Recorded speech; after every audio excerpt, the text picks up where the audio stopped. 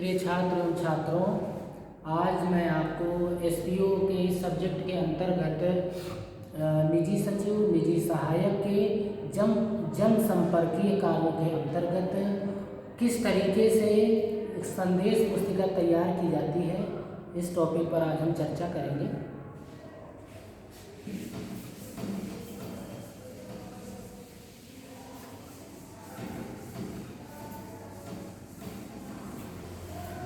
तो हमारा जो आज का टॉपिक है, उस टॉपिक का नाम है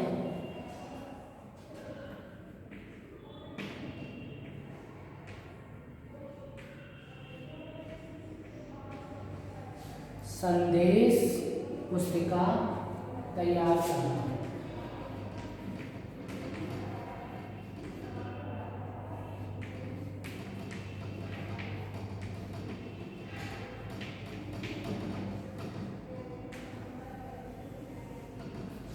संदेश पुस्तिका तैयार करना ये हमारा आज का टॉपिक है। हमने पूर्व के क्लास में बताया था कि ये टॉपिक जो हमारा है वो किसी भी निजी सचिव, निजी सहायक के जन संपर्कीय जितने कार्य होते हैं उन कार्यों से रिलेटेड ये हमारा चैप्टर है। इस चैप्टर में हम आज संदेश पुस्तिका किस तरीके से तैयार की जाएगी उस पर हम टॉपिक की चर्चा करेंगे। तो जन संपर्कीय कार्य क्या है?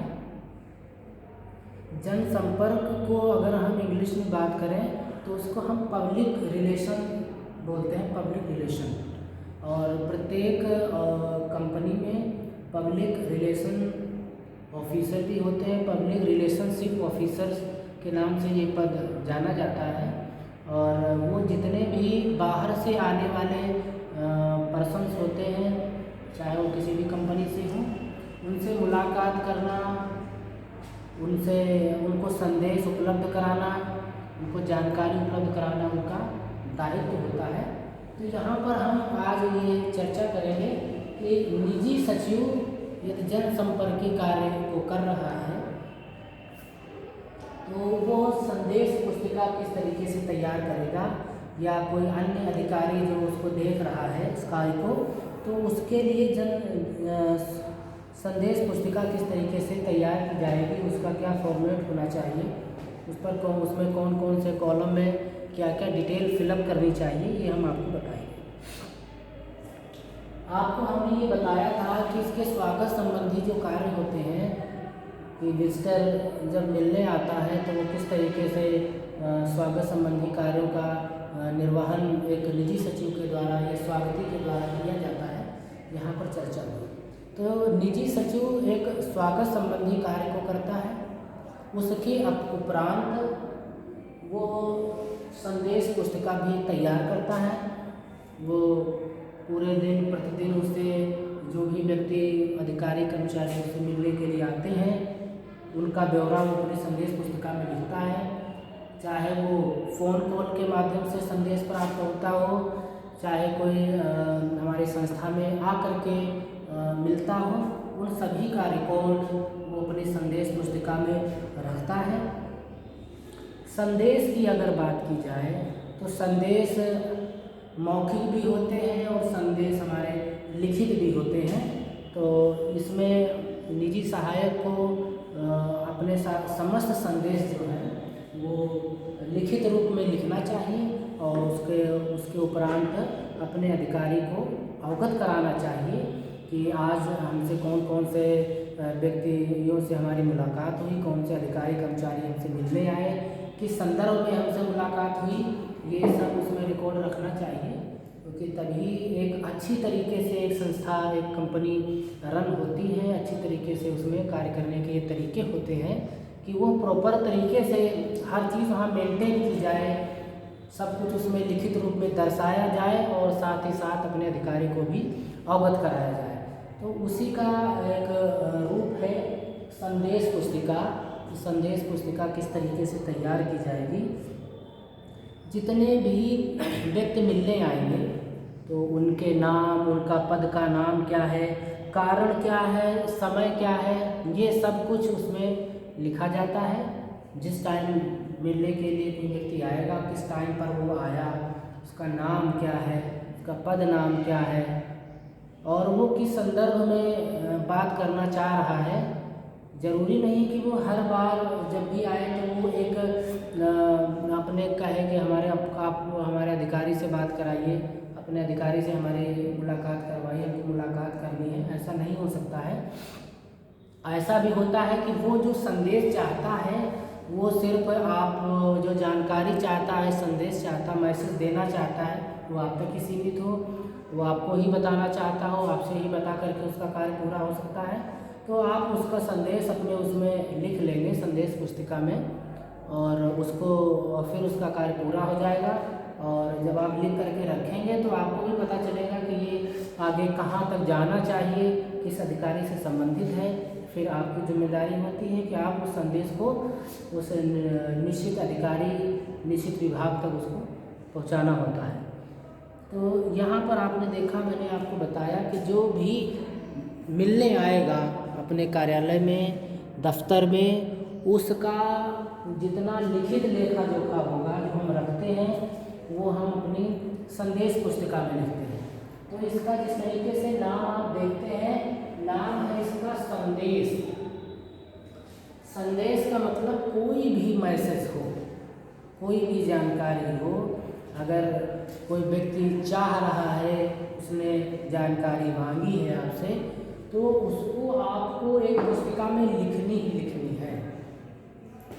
वैसी जानकारी जो किसी को भी दी गई है, ठीक है, किसी से प्राप्त हुई है, उसको आपको संदेश पुस्तिका में उसको लिखना होता है।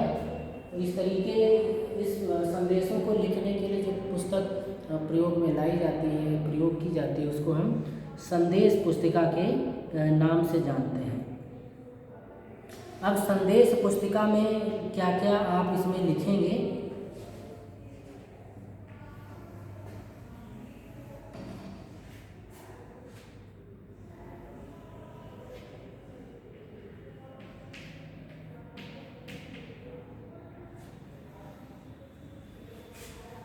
जैसे आपने सबसे पहले इसमें क्रम संख्या लिख लिया कि किस क्रम का आप उसमें मैसेज लिख रहे हैं। फिर उसके पश्चात आप उसमें दिनांक लिखते हैं, क्रम संख्या और दिनांक के पश्चात फिर इसमें समय अंकित किया जाता है।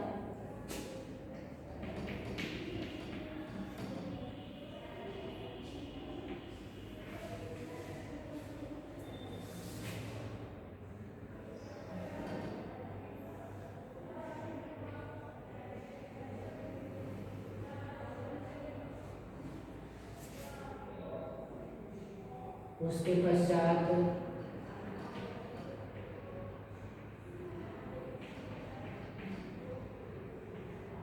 भेंटकर्ता का नाम, यहाँ पर आप भेंटकर्ता का नाम लिखेंगे। अगर कोई व्यक्ति आया है और वो उसने आपसे मुलाकात की है, तो मुलाकात करने को मतलब भेंट करना भी कहते हैं। अगर बाहर से कोई व्यक्ति आया और वो आपसे मिला, अर्थात आपसे भेंट की उसने, तो भेंटकर्ता का नाम या आप लिख सकते हैं मुलाकातकर्ता का नाम, है ना। तो ये भेंटकर्ता का नाम यहाँ लिखेंगे। और उसके पश्चात में नाम हो गया उसका, या कोई पद नाम है तो पद नाम आप लिख सकते हैं। उसके पश्चात आप पता, उसका क्या पता है, पता अंकित करेंगे। और पता अंकित करने के पश्चात आप उसमें संदेश,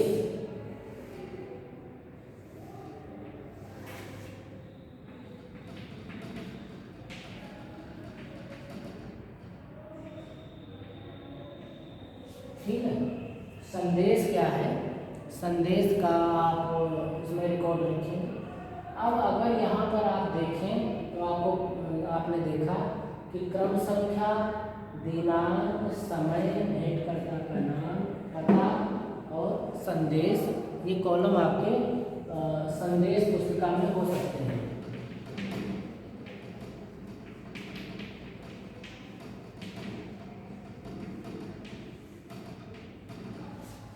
संदेश पुस्तिका, ठीक है। तो ये जो संदेश पुस्तिका है, आपके ऑफिस में जितने आए उनका रिकॉर्ड आपने इसमें रख लिया। संदेश उसका आपने इसमें लिख दिया, ठीक है। और दूसरी बात, ये तो आने वाले व्यक्तियों की बात होगी। यदि किसी संस्था से आपको कोई कॉल प्राप्त होती है,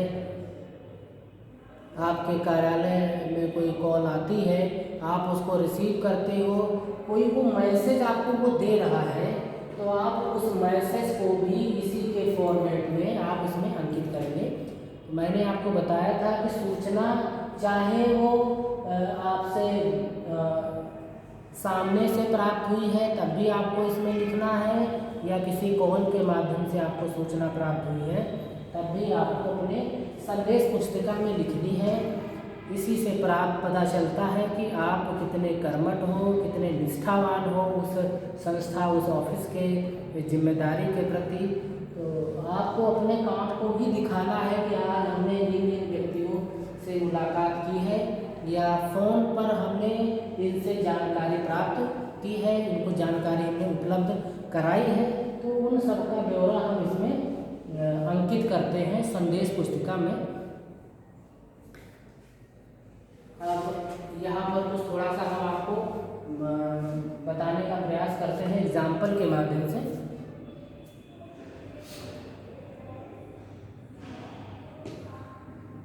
सपोज कीजिए कि आपकी एक कोई प्राइवेट कंपनी है, मैंने बताया था कि निजी सचिव एक प्राइवेट संस्था में हो सकते हैं, सरकारी दफ्तर में भी होते हैं।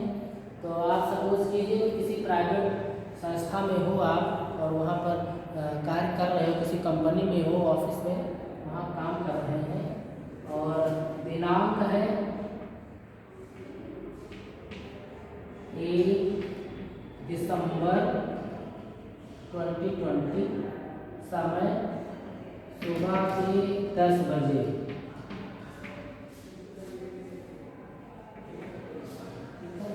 10 AM की बात है, 10 बजे की बात है, और आपसे एक व्यक्ति मिलने आते हैं, मिलते हैं, जानकारी उनको चाहिए। उन व्यक्ति का नाम है श्री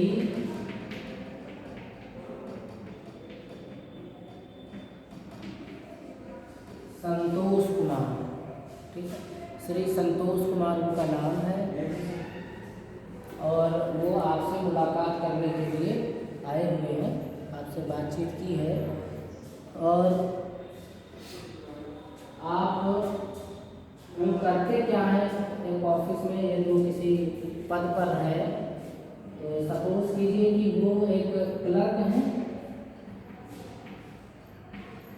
तो आप उसी में उसके नीचे उनका पद का नाम लिख सकते हैं। आगे आप चाहें तो आगे भी आप पद का नाम बना सकते हैं, कॉलम डेजिग्नेशन का, नहीं तो आप उसमें भी लिख सकते हैं।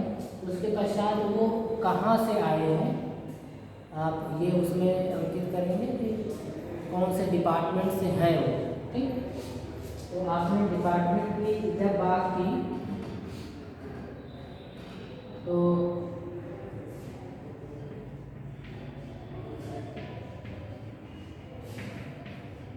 BSNL ऑफिस के वो कर्मचारी थे, और वो आपसे कुछ संदेश उनको चाहिए, संदेश उनको देना है, या वो किसी कार्य के बस वो मिलने के लिए आए हैं, तो आपने उनका पता लिख लिया कि BSNL ऑफिस है, ठीक। उसके पश्चात में संदेश क्या है, उस संदेश को हम यहाँ पर रिकॉर्ड करेंगे, संदेश को अपने लिखेंगे कि किस संदर्भ में वो उन्होंने मुलाकात आपसे की, ठीक है, आपसे मुलाकात की।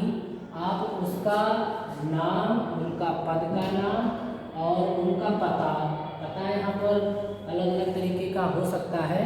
सपोज कीजिए कि ये BSNL में एक मैंने बताया कि जो क्लर्क थे, क्लर्क नहीं तो आप सपोज कीजिए कि BSNL से बहुत से ऐसे व्यक्ति होते हैं जो प्लान के बारे में जानकारी देते हैं।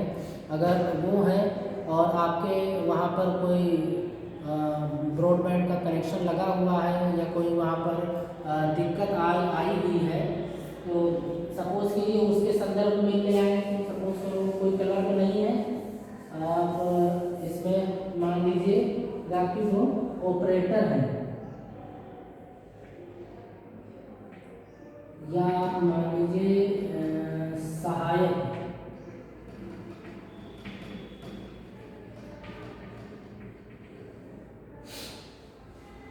सहायक है जो वहाँ पर अगर किसी प्रकार की कोई दिक्कत आती है या कोई प्लान के बारे में जानकारी देते हैं या कोई ऑफर के बारे में जानकारी उसके बारे में उपलब्ध कराना चाहते हैं, तो आप उनका संदेश इस कॉलम में यहाँ पर उसको अंकित कर सकते हैं। सही। तो यहाँ पर संदेश लिख लिया जाएगा हमसे। ये संदेश क्या है, तो हमने आपसे बताया वो सहायक हैं जो प्लान्स की जानकारी देते हैं BSNL ऑफिस में। तो अब उनके द्वारा जो संदेश था, जो उनका कार्य था, जिसके लिए वो यहाँ पर भेंट करने के लिए आए थे प्लान की जानकारी, तो हम यहाँ पर संदेश लिखेंगे।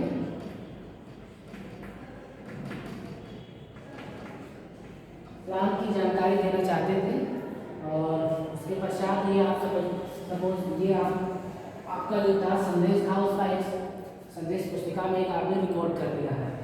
अब उसी के क्रम में आपको आपके पास में कोई दूसरी सपोज कीजिए कॉल आती है, तो आपको क्या करना है, कॉल का भी आप इसी में आपको रिकॉर्ड करना है। संदेश जो है वो भी आपको इसमें करना है। किस तारीख में कॉल आया, सपोज कीजिए कि 1 तारीख में आपका, 2 तारीख में आया था, या आप मानिए 1 ही में आया, 1 तारीख में। ये दूसरा मैसेज आप रिकॉर्ड कर रहे हो और वो आपको जो आया था वो 10:40 पर मैसेज आपको मिला। अपनी संदेश पुस्तिका में आप हर मैसेज को आपको रिकॉर्ड करना है, चाहे कोई फ़ोन के माध्यम से अपॉइंटमेंट लेना चाहता है, चाहे फिर फ़ोन के माध्यम से वो कुछ जानकारी देना चाहता है, चाहे वो फिर आपके संस्था में उपस्थित हो करके कुछ जानकारी देना चाहता है, तो आपको सब इसी में आपको लिखना है। फिर फ़ोन से वो अपॉइंटमेंट चाहता है तो आप टाइम लिखोगे, जिस टाइम उसका है, फ़ोन उसका आया, आपको यहाँ पर लिखना है। और उसके बाद आप उसका नाम लिखेंगे, उस व्यक्ति का नाम क्या है जो आपको जानकारी उपलब्ध करा रहा है।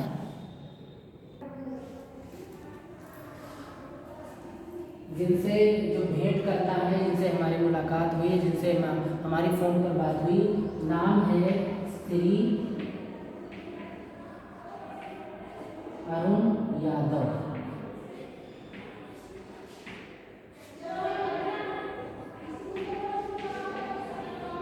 इंजीनियर है, अभियंता है, इंजीनियर है ये, इनका पद का नाम इंजीनियर की पोस्ट पर है, या आप उनको सहायक, इस तरीके से सहायक अभियंता कह सकते हो।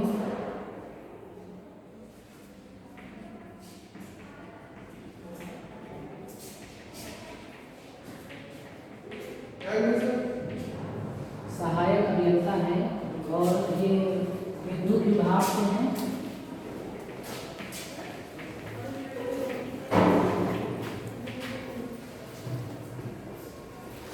विद्युत विभाग इलेक्ट्रिसिटी डिपार्टमेंट से है और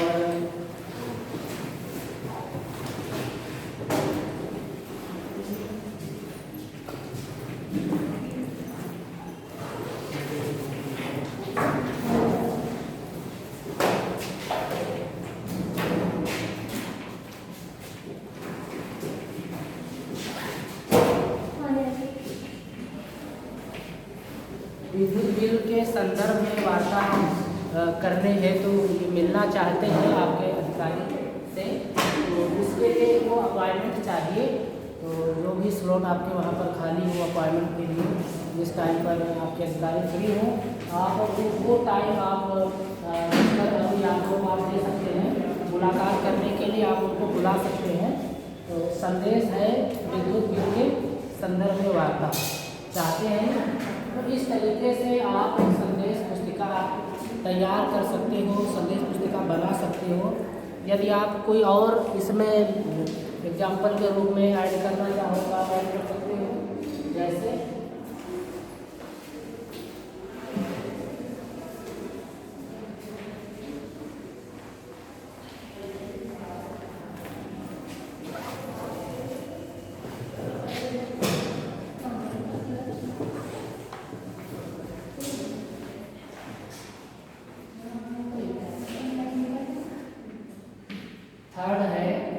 दिनांक एक ही अभी दिनांक है 1 दिसंबर 2020, समय 12 बजे का है।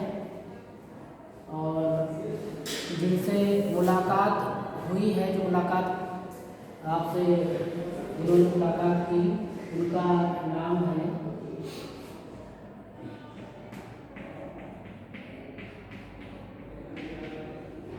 श्री रितेश चौधरी।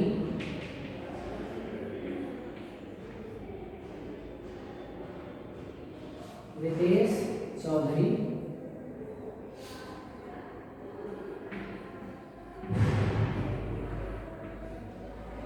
सहायक के पद पर कार्यरत है और उनका पता जो है वो है HCL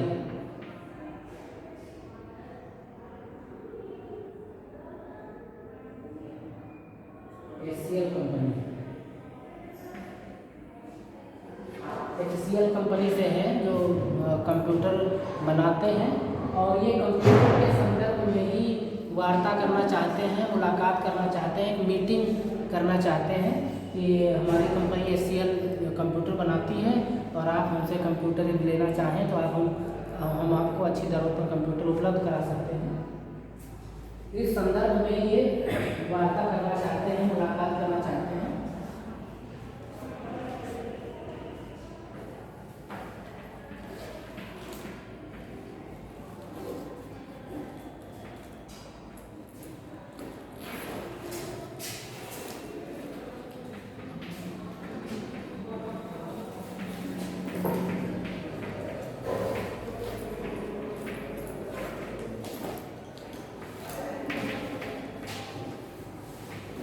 कंप्यूटर इनको बेचना है अपनी संस्था पे, तो कंप्यूटर बेचने के संदर्भ में मीटिंग ये इनका उद्देश्य है, जो इसका विषय है वो इस प्रकार से है, कंप्यूटर बेचने के संदर्भ में मीटिंग चाहिए। तो आप इनको एक टाइम दे सकते हैं और जो भी स्लॉट खाली हो, जिस समय अधिकारी आपके फ्री हो, आप उनसे वार्ता करके और आप उनको अवगत करा सकते हैं कि आप उस दिन इस समय पर आप आएंगे तो आपकी मुलाकात अधिकारी से हो जाएगी, आपकी वार्ता करा दी जाएगी। तो आपने यहाँ पर 3 हमने एग्जाम्पल आपके सम्मुख प्रस्तुत किए, उन उदाहरण के माध्यम से आप समझ चुके होंगे कि ये किस तरीके से आप संदेश पुस्तिका का निर्माण कर सकते हैं। तो इसमें या तो जो आपसे डायरेक्टली मिलने के लिए आया है आप उससे बातचीत कर लें, या तो फिर जो अधिकारी या कर्मचारी आपको फ़ोन करता है आप उसका भी रिकॉर्ड आप इसमें रख सकते हैं फ़ोन पर, या तो वो जानकारी आपको देगा कि ये जानकारी हमको चाहिए तो वो भी आपको इसमें लिखना है, या तो फिर वो मिलने के लिए अपॉइंटमेंट चाहता है तो वो भी आप इसमें लिखें। और जो अपॉइंटमेंट चाहता है उसका नंबर आपके पास होगा, कभी कॉल आई है आप उसका टाइम कंफर्म करके अपने अधिकारी से इस टाइम पर आपको इस दिन आपको बुलाना है, उस दिन आप आ जाइएगा, आपकी मुलाकात हो जाएगी, तो वो भी आप कर सकते हैं। तो संदेश पुस्तिका में संदेश इस तरीके से आपको इसमें लिखना है अच्छी तरीके से विधिवत, जिससे किसी प्रकार की कोई दिक्कत ना हो और ये भी पता चले कि हाँ आपने कितने लोगों से बातचीत की, कितने लोगों से मुलाकात की, और कार्य का आपका रिकॉर्ड भी आपके पास रहे, आप अपने अधिकारी से साइन भी करवा सकते हैं, जिससे उनके भी संदर्भ में जानकारी रहे। और भी आप जानकारी संदेश पुस्तिका में ले सकते हैं, ईमेल आईडी है, मोबाइल नंबर है इत्यादि भी यदि आपको उचित लगता है तो आप उसमें ले सकते हैं, पता के कॉलम में लिखवा सकते हैं। तो संदेश पुस्तिका के बारे में आपने ये जानकारी हमने आपको बताई, और ये एक निजी सचिव का दायित्व बनता है कि संस्था में जितनी भी घटनाएं घटित हो रही हैं, कोई जानकारी चाहे दी जा रही है, प्राप्त हो रही है, उन सबका रिकॉर्ड हमको अपने पास में रखना है और अपने अधिकारी को भी समय समय से अवगत कराते रहना है आपको। अब इसी के संदर्भ में हम एक और फॉर्मेट के बारे में चर्चा करते हैं, जिसको हम कहते हैं सहायक डायरी। सहायक डायरी वो भी इसी क्रम में आती है जिसमें हम रिकॉर्ड को मेंटेन करते हैं। तो सहायक डायरी में आप कौन कौन से कॉलम इसमें रखेंगे उसके बारे में हम यहाँ पर चर्चा करते हैं।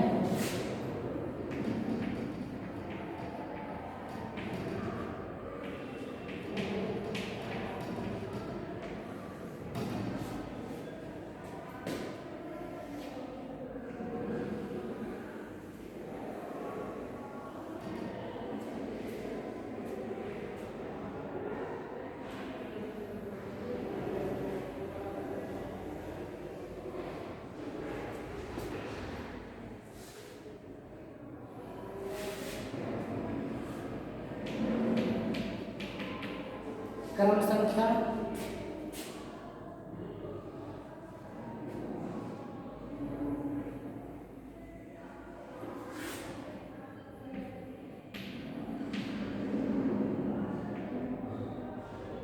फाइल संख्या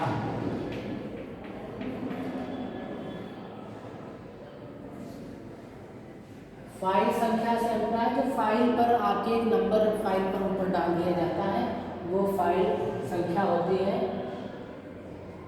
उसके पश्चात आप विषय क्या है,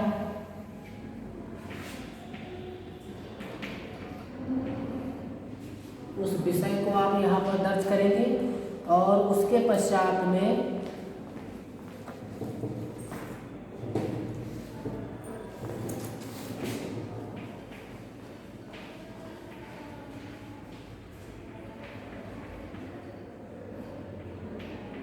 फाइल प्राप्तकर्ता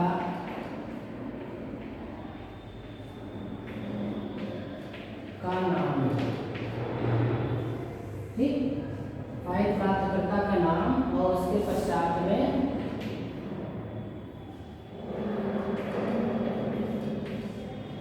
सुपुर्दगी दिनांक,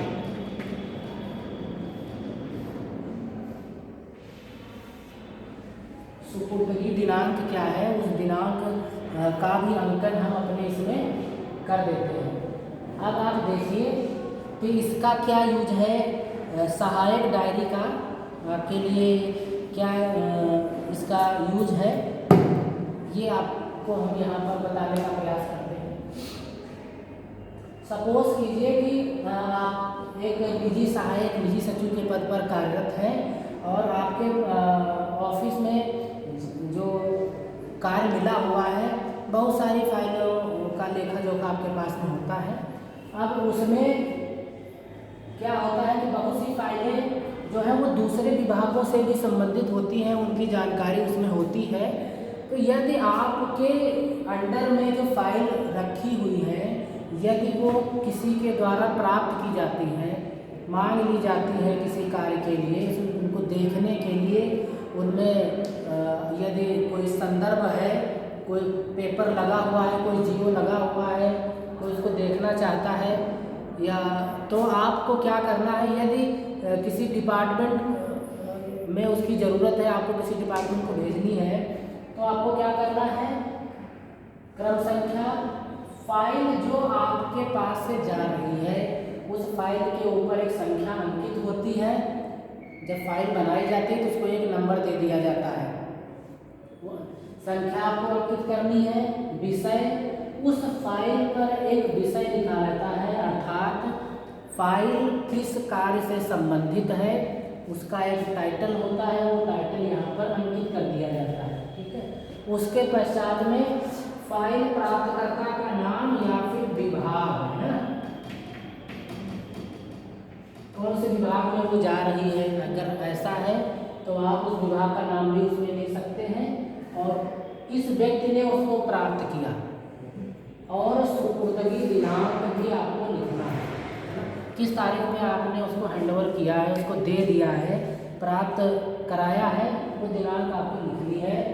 इसका यूज क्या है कि यदि काफ़ी दिन हो जाते हैं और आपके स्मरण से यह याद नहीं रह पाता कि आखिरकार वो फाइल कहाँ चली गई, तो यदि आपने ये सहायक डायरी बना रखी है जो आपकी सहायता करती है, समय पड़ने पर आप उसमें से रिकॉर्ड देख सकते हैं, तो यदि वो फाइल आपके इसमें अंकित है तो आप उस विभाग में जिस व्यक्ति को आपने दी थी उससे मांग सकते हैं, उससे पता कर सकते हैं।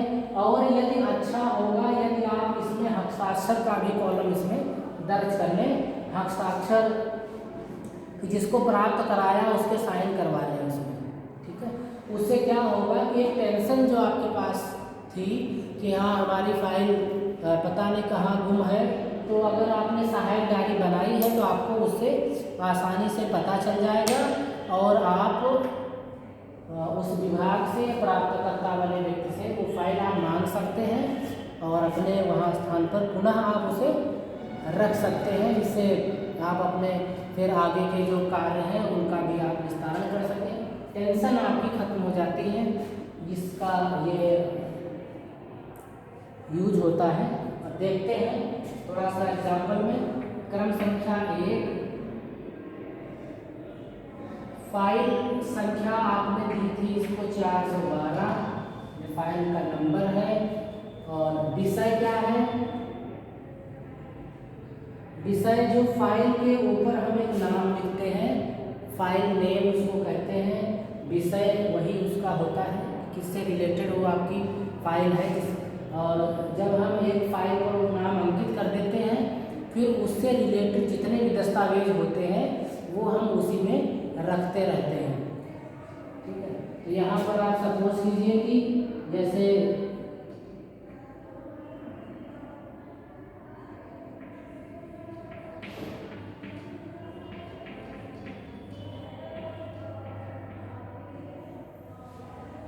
छात्रवृत्ति की एक फाइल है, छात्रवृत्ति एवं शुल्क प्रतिपूर्ति।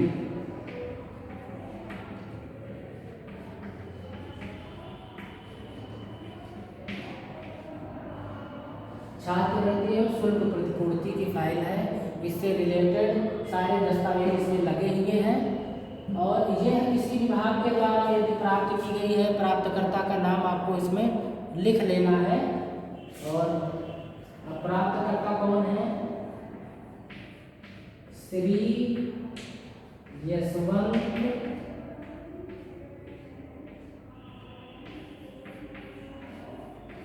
पांडे जी ने इसको लिया है।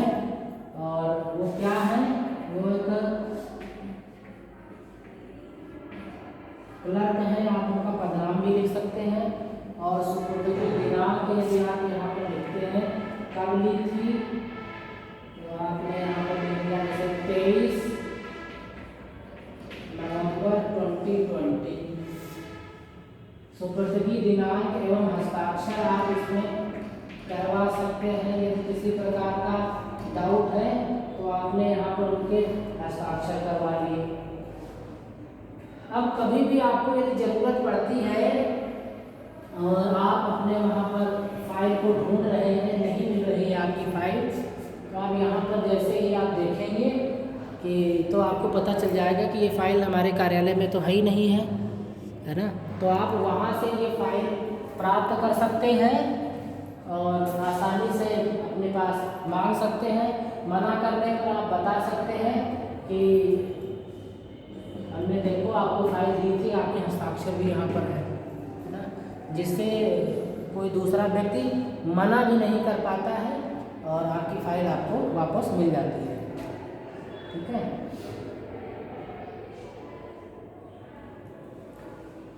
और इसमें आप यदि 2 कॉलम बना लेंगे तो ज़्यादा सही रहेगा। जैसे जब प्राप्त कराया तब के हस्ताक्षर, ठीक है। और जब उन्होंने प्राप्त किया, जब उन्होंने प्राप्त किया तब हस्ताक्षर करा लीजिए। और जब उन्होंने आपको प्राप्त कराया तब के आप हस्ताक्षर या दिनांक आप उसमें डाल लेंगे तो उचित रहेगा। इसमें दूसरे वाले व्यक्ति का भी संशय खत्म हो जाएगा कि कहीं आप दोबारा नाम से मांग लें देने के पश्चात। तो जिस समय उन्होंने ली, यशवंत जी ने फाइल को आपसे लिया तब साइन करवा कर उनके डेट डाल दो। और जब उन्होंने वापस की तब आप इसमें दिनांक डाल सकते हैं, ठीक है। ये आपको समझ में आ गया होगा सहायक डायरी किस प्रकार से आपके लिए आवश्यक है। तो ये भी एक निजी सचिव को बनाना चाहिए और इसको इस तरीके से मेंटेन करना है जिससे उसको किसी प्रकार की कोई दिक्कत ना हो। अब इसी के क्रम में हम एक और आपको प्रारूप बताते हैं जिनमें संदेशों को लिखा जाता है और एक कार्यालय के लिए बहुत ज़्यादा सहायक है कार्य में।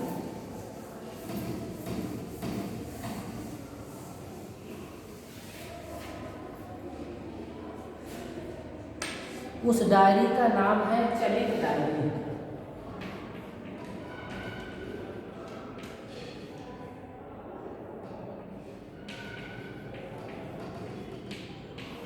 चलित डायरी इसको कहते हैं मूवमेंट।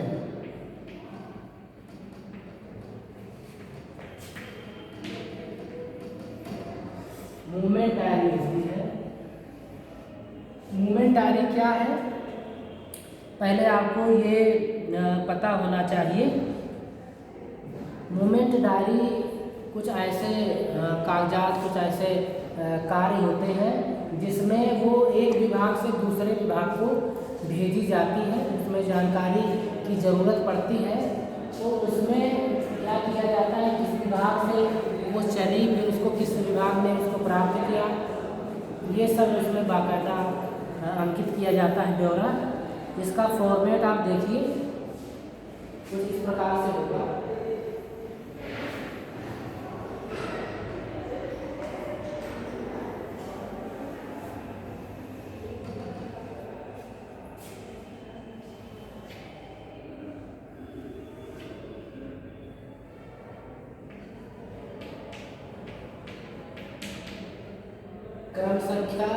क्रम संख्या के पश्चात आप फाइल क्रमांक,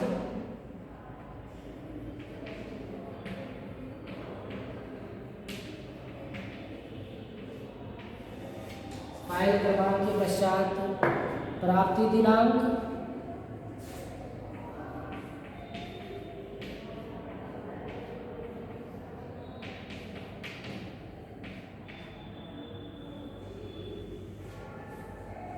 ठीक है, प्राप्ति दिनांक, उसके पश्चात किसको गई,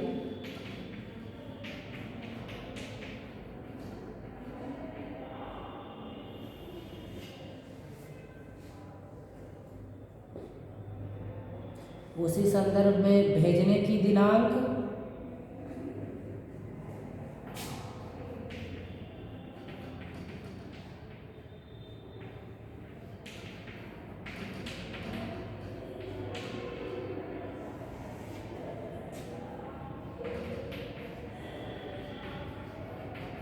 अभियुक्ति, ठीक है। अब आप देखिए कि क्रम संख्या फाइल का क्रमांक, जो फाइल है उस पर क्या नंबर है, सीरियल नंबर, फाइल संख्या में यहाँ मेंशन की जाएगी।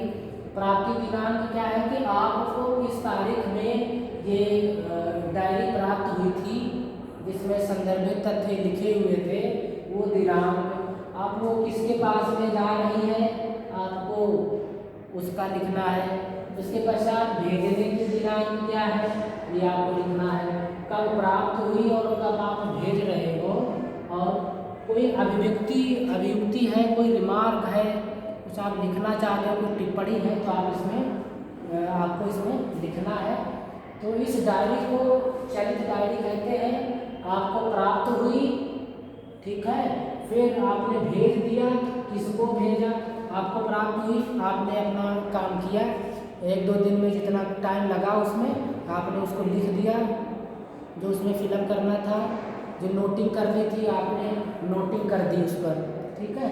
उसके पश्चात में अब वो किसी अन्य को जाएगी, ठीक, तो अब किसके पास वो जा रही वो आपने यहाँ पर अंकित कर दिया और रिमार्क कर दिया, ठीक। रिमार्क करने के पश्चात ये कार्य इसका पूरा हो जाता है और वो दूसरे व्यक्ति को, जैसे जो सहायक है, जो प्यून है, उसको बुला करके आप उसको भेज सकते हैं और फिर वो दूसरे विभाग में या दूसरे व्यक्ति के पास वो भेज दी जाएगी और उसके पश्चात वो किसी अन्य को भेज दी जाएगी, फिर किसी अन्य को भेज दी जाएगी। उसके पश्चात में वो जहाँ से चली थी, जिस विभाग से आई थी, उस विभाग में वापस चली जाएगी और उसके आधार पर उसमें जो सबको पढ़ करके जो उसमें लिखा गया, जो रिमार्क लिखे गए हैं, उसके आधार पर फिर जो नियम कानून जो नए हैं निर्देश हैं वो जारी किए जाएंगे, बनाए जाएंगे उसके आधार पर। ठीक है, तो आप उसको कर सकते हैं।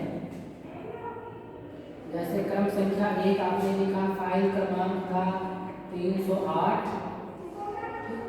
प्राप्ति दिनांक है आपकी 26/11/2020। अब किसको गई है,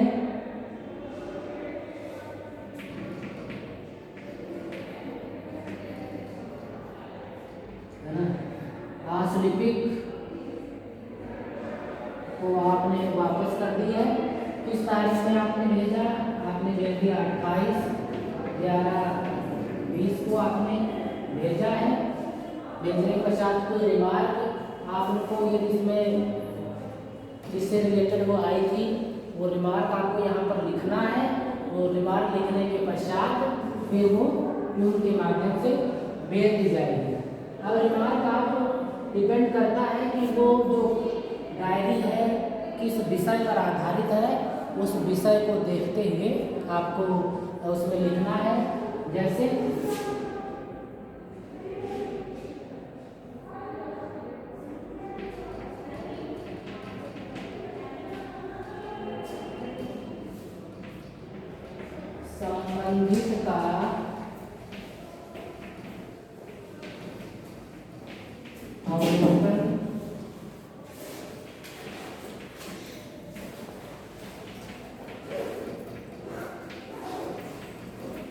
संबंधित का अवलोकन कर लिया गया है और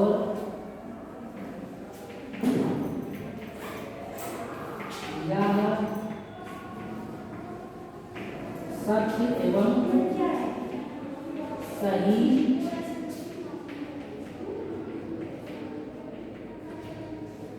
एवं सही पाया गया है। ठीक है, इस प्रकार से आप रिमार्क इसमें कर सकते हैं। कोई जानकारी आपको अगर देनी है उसके रिलेटेड तो आप वो भी आप इसमें अंकित कर सकते हैं। तो आपने देखा कि जो चलित डायरी है जो एक स्थान से दूसरे स्थान तक जाती रहती है, एक विभाग से दूसरे विभाग को जाती रहती है।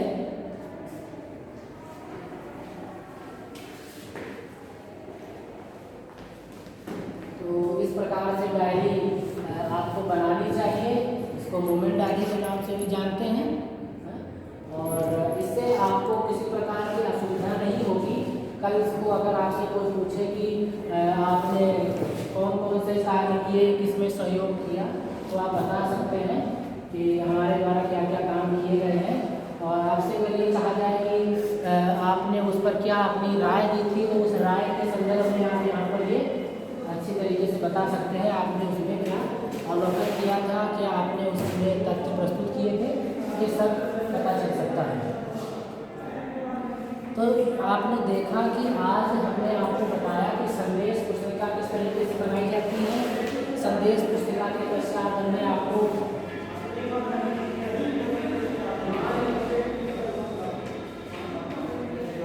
सहायक डायरी, संदेश पुस्तिका, सहायक डायरी और फिर चलित डायरी किस प्रकार से तैयार की जाती है, कौन कौन से तथ्यों का उसमें समावेश किया जाता है, इस टॉपिक पर हमने चर्चा की, आपको समझाने का प्रयास किया। इसका प्रारूप किस तरीके से होना चाहिए, उसमें तथ्य किस तरीके से समाहित करने चाहिए, किस तरीके से उसमें लिखना चाहिए, इस पर हमने आपको समझाने का प्रयास किया है और आपको समझ में भी आया होगा। आप इन प्रारूपों को अपने भविष्य में संदर्भ में यूज़ करने के लिए इनको अपने पास फॉर्मेट को तैयार करके रख सकते हैं। आप इनका अभ्यास कर सकते हैं क्योंकि ये आपका एक थ्योरी का सब्जेक्ट है, क्योंकि इसमें आपको एग्जाम में इनसे रिलेटेड ही क्वेश्चन पूछे जाएंगे। तो इनके प्रारूप की आपको अच्छी तरीके से प्रैक्टिस करनी है, जिससे एग्ज़ाम में आप अच्छी तरीके से इनको दर्शा सकें, एग्जाम्पल के साथ में दर्शा सकें और आप इसमें एग्ज़ाम में अच्छे नंबर ला सकें। तो इसी के साथ अब कल मिलते हैं आपसे नए वीडियो में एक नए संदर्भ के साथ। तब तक के लिए टेक केयर।